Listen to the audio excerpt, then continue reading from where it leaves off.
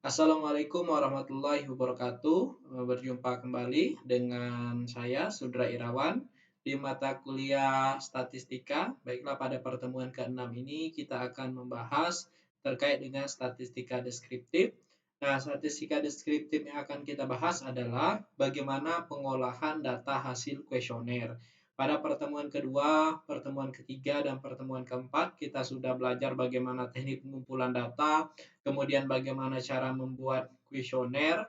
Nah, setelah kuesioner tersebut diujikan, kemudian dinyatakan layak, kemudian selanjutnya kuesioner tersebut dibagikan atau disebarkan kepada pengguna atau populasi atau sampel yang memang layak untuk mengisi kuesioner tersebut.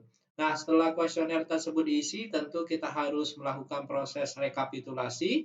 Setelah proses rekapitulasi selesai, maka selanjutnya kuesioner tersebut akan kita olah. Nah, bagaimana pengolahannya sehingga kita bisa mengetahui berapa nilai efektivitasnya, misalkan kalau di sini adalah pengujian aplikasi, apakah aplikasi tersebut efektif atau tidak. Nah, saya ambil salah satu contoh seperti ini. Ini merupakan salah satu hasil kuesioner yang dilakukan oleh Kezia Ayuningtyas 2018. Beliau membuat aplikasi tentang peminjam mobil berbasis web. Nah, dari hasil kuesioner yang telah dia lakukan, diperoleh rekapitulasi seperti ini. Ada 30 responden yang mengisinya, jadi jumlah respondennya ada 30. Waktu pengisiannya dari tanggal 7 sampai 17 Juni. Usia yang mengisinya ada yang dari usia Ya, dari usia 17 sampai 25 ada 16 orang, 26 sampai 35 tahun ada 10 orang, 36 sampai 45 tahun ada 3 orang, dan yang lainnya. Sedangkan sebaran jenis kelaminnya, perempuan ada 14 orang dan laki-laki ada 16. Nah, pertanyaannya dari kuesioner tersebut dibuatnya ada yang SS berarti sangat setuju, kemudian ada setuju, ragu-ragu, kemudian tidak setuju, sangat tidak setuju. Jadi ada 5 skala sesuai dengan skala Likert. Nah, di sini untuk sangat setuju nantinya diberikannya poin 5, untuk setuju diberikannya poin 4, kemudian untuk ragu-ragu diberikannya poin 3, tidak setuju diberi poin 2, dan sangat tidak setuju diberikan poin 1. Ada 5 hal yang beliau ingin ketahui, yaitu dari easy of use, kemudahan menggunakan aplikasi atau web ini. Kemudian yang kedua adalah customize-nya, yaitu personalisasinya. Kemudian yang ketiga adalah download delay-nya atau kecepatan pengguna menangkap informasinya. Yang ketiga yaitu dari segi kontennya, dan yang keempat dari segi kepuasan penggunanya. Nah, masing-masing dari kategori-kategori ini punya pertanyaannya sendiri-sendiri. Misal kemudahan, dia memiliki ada 3 pertanyaan. Misalkan dari tampilan aplikasinya tersaji dengan baik dan struktur, apakah aplikasi ini mudah digunakan, apakah aplikasi ini mudah dipahami, itu dari segi kemudahannya. Dari segi personalisasinya ada 2 pertanyaan, dari segi kecepatan pengguna menangkap informasi ada 2 pertanyaan, dari segi kontennya ada 1, dari segi kepuasannya ada 2 pertanyaan. Nah, masing-masing inilah nanti akan direkap. Pertanyaannya adalah efektif atau tidakkah aplikasi pinjam mobil yang telah dibuat. Nah, untuk menjawab tersebut berarti kita harus menganalisisnya. Ini adalah rekapan jawabannya.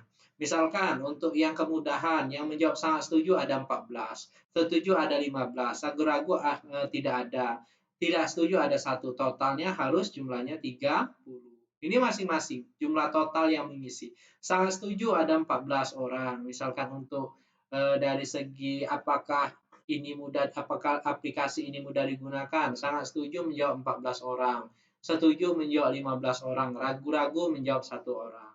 Begitupun misalkan dengan konten. Di konten setelah direkap, yang menjawab sangat setuju ada 14 orang, yang setuju ada 15 orang, yang ragu-ragu menjawab 1 orang. Nah, ini direkap tentunya dari kuesioner yang ada, bisa menggunakan Excel, rekapannya, hasil rekapannya seperti ini.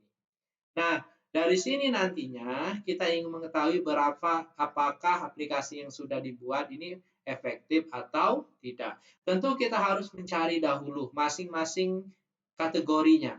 Kemudahannya berapa persen, customize-nya berapa persen, kecepatan penggunanya berapa persen, kontennya berapa persen, kepuasannya berapa persen. Mari perhatikan bersama-sama. Yang pertama yaitu kita lihat dulu di sini hasil kuesionernya dia mempunyai ada pertanyaannya ada 10 ya. Ada 10 pertanyaan, respondennya ada 30. Yang pertama adalah kita hitung dulu yaitu tingkat usability-nya. Jadi tingkat usability-nya kita kemarin sudah belajar usability-nya apa. Caranya adalah kita jumlahkan semua, sangat setuju tadi ya, sangat setuju itu nilainya adalah 5. Kita totalkan dulu semua penggunanya. Ini sangat setuju tadi kan K1 pertanyaan 1 sampai pertanyaan 10 ada jumlah totalnya yaitu ada 108, sedangkan setujunya ada 152, ragu-ragunya ada 30 dijumlahkan, tidak setujunya ada 9 dan sangat tidak setujunya 0. Nah, untuk menghitung tingkat usability-nya yaitu 5 dikali dengan yang sangat setuju berapa jumlah totalnya? 108 ditambah yang setuju 4. 4 dikali 152 ditambah 3 dikali ragu-ragunya 30 ditambah 2 dikali dengan 9. Nah, ditambah 1 dikali 0. Diselesaikan dibagi dengan lihat 5 tambah 10 tambah 30. Jadi 5 ini dikali dengan 10 ya, dikali dengan 30. Jadi 5 ini adalah jumlah kategorinya ada 1 2 3 4 5. 10-nya ini adalah jumlah pertanyaannya, sedangkan 30 ini adalah jumlah respondennya. Paham ya? Jadi 5 ini adalah kategorinya, 10 ini adalah jumlah pertanyaannya, dan 30 ini adalah jumlah respondennya. Hasilnya kita dapat bahwa 1256 dibagi dengan total semuanya. Jika 5 ini adalah jika menjawabnya maksimum semua. Jadi 5 ini jika menjawabnya maksimum semua, maka 5 ya, dikali dengan 10 kali 30, 5 ini jika maksimum, berarti totalnya adalah 1500. Harusnya kalau semuanya ini menjawab 5, 5, 5, 5, 5 gitu ya, semuanya menjawabnya poinnya 5 semua, harusnya nilainya adalah 100%. Tapi kan tidak, yang menjawab sangat setuju hanya 14 orang. Kalau yang menjawab sangat setuju tadi misalkan adalah 30 orang, semuanya 30 30 di sini. Nah, maka jumlahnya tentu setelah dikali akan 1500. Jadi 5 yang di sini ya, 5 di sini adalah poin maksimum. Poin maksimum ketika dia menjawabnya adalah sangat setuju. Nah, berapa jumlahnya? Ternyata 0,8373. Jadi sekitar 84%. Jadi dari segi usability-nya ya, nilainya adalah sebesar 84%. Sekarang kita lihat dari segi tingkat easy of use. Jadi dari tingkat kemudahannya. Sekarang kita lihat bagian per bagian. Nah, easy of use-nya. Dari easy of use-nya ada 3 pertanyaan. Nah, ada 3 pertanyaan di sini. Kemudian jumlah respon pertanyaan ada 3, jumlah respondennya ada 30.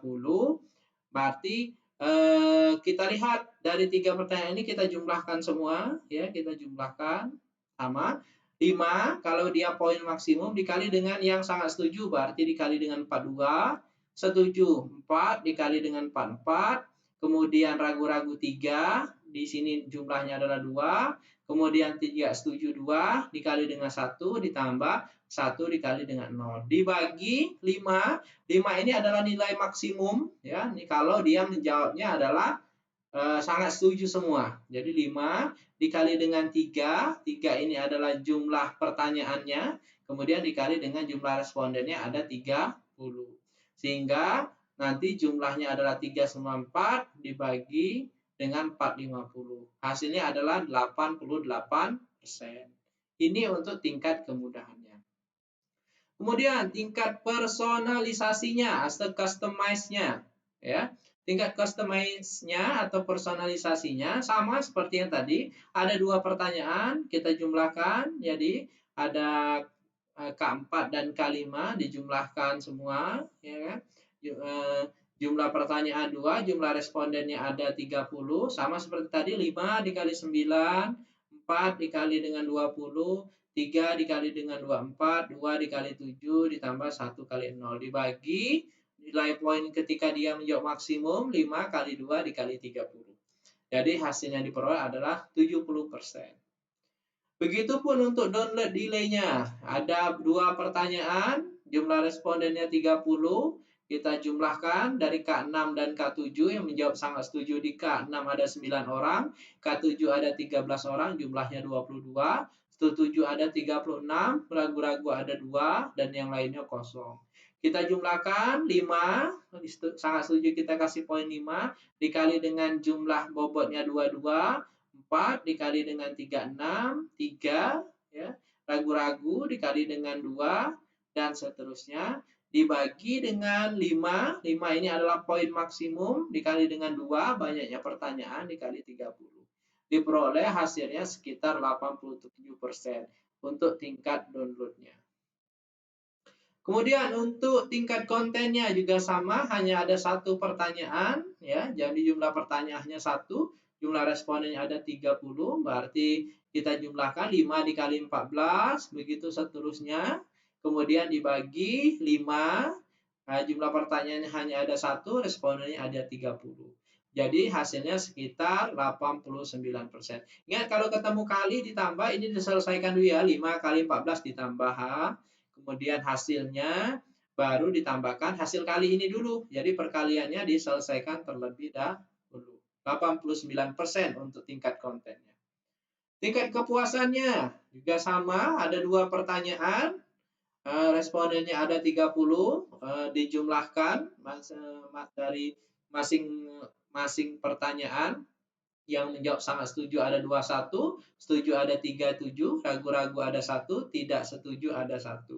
Kemudian dijumlahkan 5 dikalikan dengan sangat setuju berarti 21, setuju poinnya 4 dikali dengan 7, ragu-ragu poinnya 3 dikali dengan jumlahnya 1, tidak setuju ada 2 dikali dengan 1, sangat tidak setuju 1 nilainya dikali dengan 0.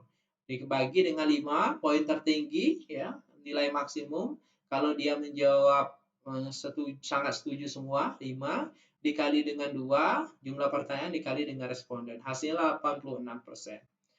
Nah, dari sini kita mendapatkan bahwa hasil kuesionernya dari segi usability-nya diperoleh nilainya yaitu sebesar 48, diperoleh nilai 84%, dari tingkat easy of use-nya 88%, dari tingkat personalisasinya 70%, download delay-nya 87%, dari kontennya 89%, dan dari kepuasannya 86%. Nah, sekarang masuk kategori mana masing-masing ini? Ya kan?